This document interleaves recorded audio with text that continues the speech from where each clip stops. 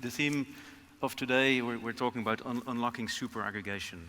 So I think to start off with, maybe Steve, you can explain a little bit more what is super aggregation, what is driving it, and what are the key challenges that operators face.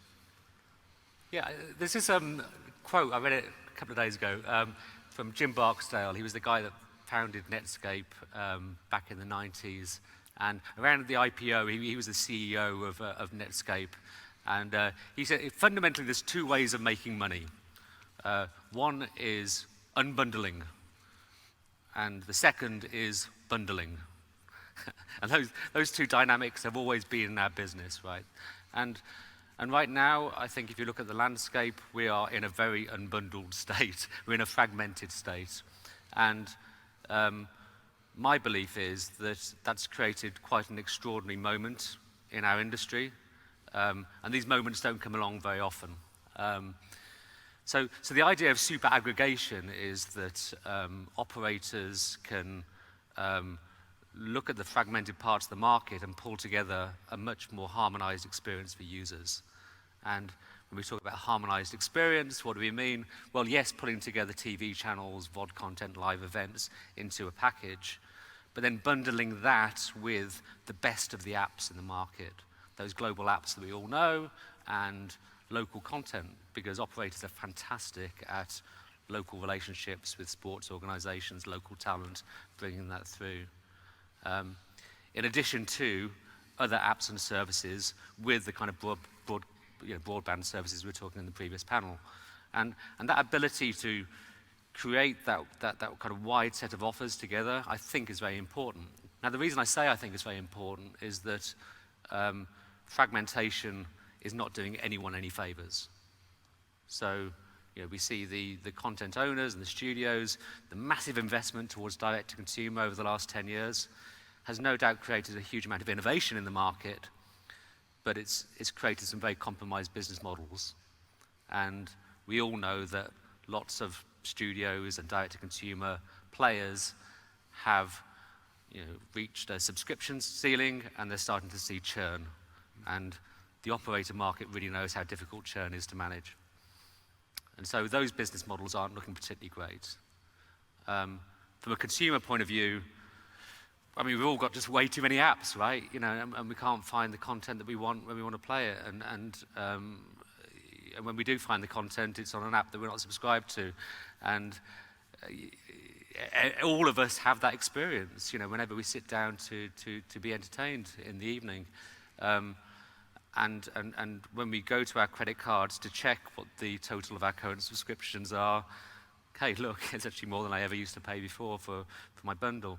And so, deep dissatisfaction, I think, on that consumer landscape.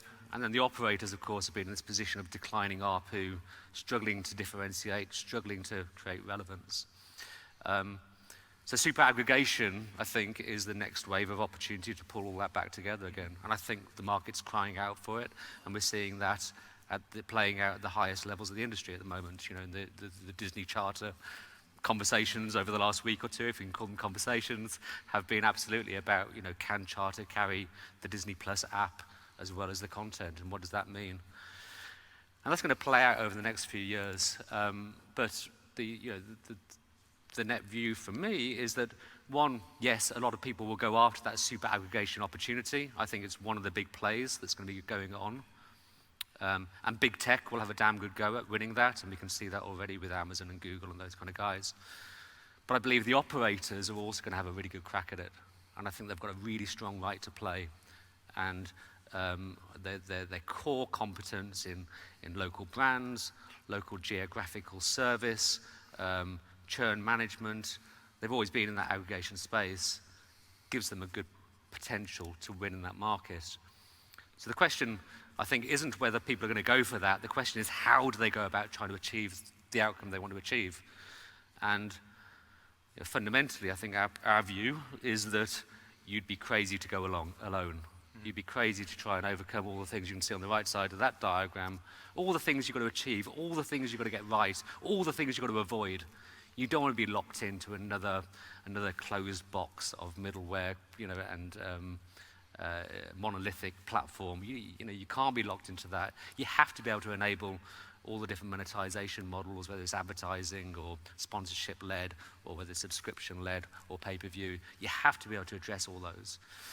You've got to be able to have great data insight across that range of apps in order to make recommendations back to the consumer, not just in terms of what content to watch next, but what app you might want to take in addition to the bundle.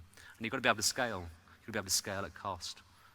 You've got to, you know, within many of the markets we work in, which are lower ARPU markets, you've got to have a cost of scaling that is viable.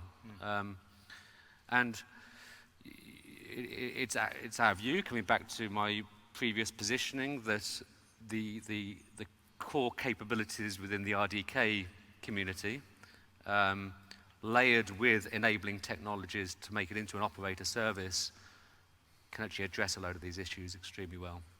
Okay, thanks. I mean, you made it very clear. I mean, the challenges are complex. There's many challenges, and looking at that more from kind of the product and the technical solutions that you're working on, I think Jason also touched on earlier on certification, standardization being key components, right, in solving some of these problems. So premium app companies have very stringent requirements. They want to see standardization. They want to know what their apps are being deployed on. We've invested a lot with the community in creating certification program, video accelerator. So it feels that there's a kind of some value there that a company like Irdeto can potentially build on to solve those problems for your customers.